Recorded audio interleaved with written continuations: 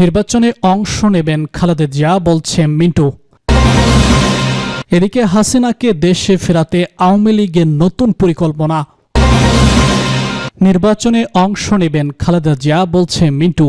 বিএনপির vice chairman Abdul আওয়াল মিন্টু বলেছেন, নির্বাচনে ফেনীর অতীত ইতিহাস সবাই জানে। সুষ্ঠু নির্বাচন হলে এখানে বিএনপি জয়লাভ করবে।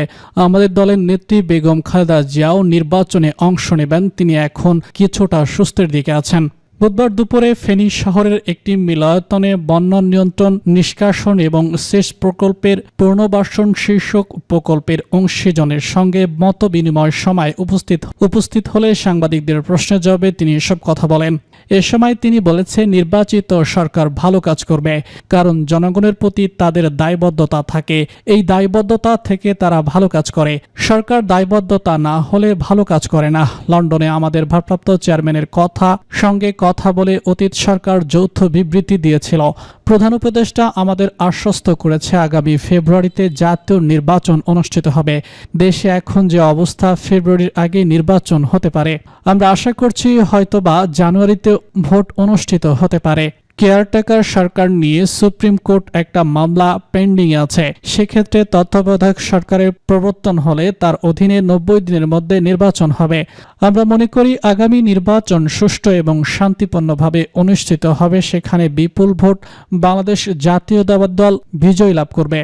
পরে বিএনপির ভাইস চেয়ারম্যান আব্দুল আওয়াল মিন্টু ফেনীর মুখী কহুয়া বন্যা নিয়ন্ত্রণ, নিষ্কাশন এবং সেচ প্রকল্পের পুনর্বাসন শীর্ষক প্রকল্পের অংশীজনদের সঙ্গে মত বিনিময় সভায় বক্তব্য দেন।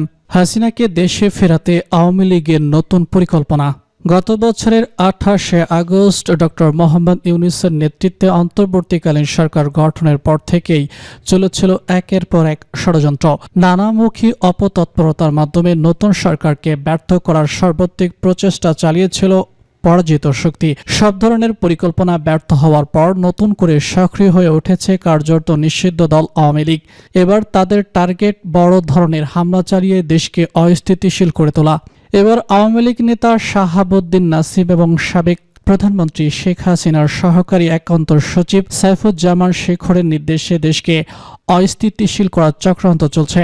অনাকাঙ্ক্ষিত ঘটনা কিভাবে ঘটবে, ঘটনার পর কিভাবে পালাবে, শেখ হাসিনাকে কিভাবে দেশে ফিরিয়ে আনবে, জনসমাগম কোথায় ঘটাবে প্রভৃতি বিষয় নিয়ে এরই মধ্যে একটি প্রশিক্ষণ কর্মসূচি সম্পন্ন করেছে কার্যত নিষিদ্ধ আওয়ামী লীগ।